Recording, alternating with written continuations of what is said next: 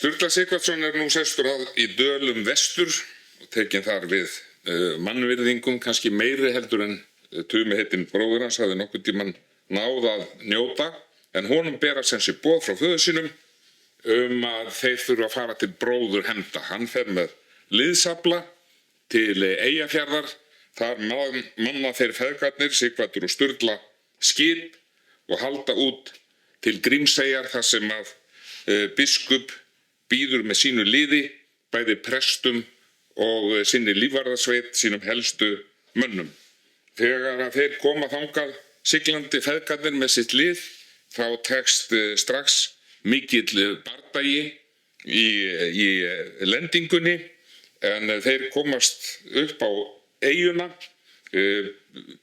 Biskupsmenn verjast að mikilli hreysti, meðal annars Aron Hjörleifsson sem hafði verið æskuvinur Sturlu Sighvatssonar og við höfum getið hér um.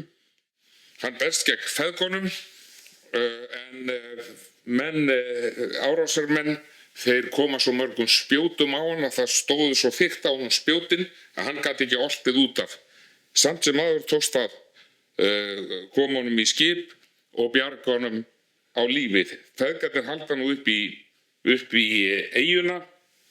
Þar leita þeir að Einari skemmingi sem að þeim var mest í nöp við, vegna þess að það var sá sem hafði vegið Tuma, son Sighvats og bróður Sturlu. Þeir finna hann ekki lífs vegna þess að þar hefur hann verið huslaður eftir að hann hafi mist blessun Guðmundar biskups, sem að sætti sig ekki við það að hann hefði drepið Tuma. Þá veslaðist hann upp og dó af lokum úr nefndreira, þar að segja því sem við köllum blóðnössum. Þeir berjast þarna við biskupsmenn, feðgarnir og þeirra lið.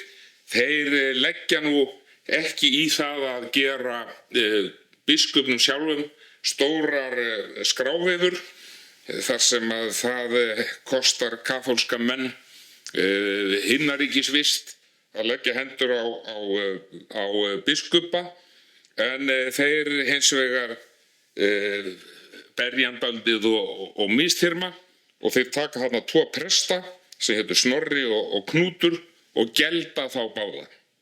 Þessi aðför að biskupnum og þessar misþyrmingar af prestunum áttu eftir að kosta þá mikil vandræði, bannfæringar úr stórum stöðum og varð af mikil saga.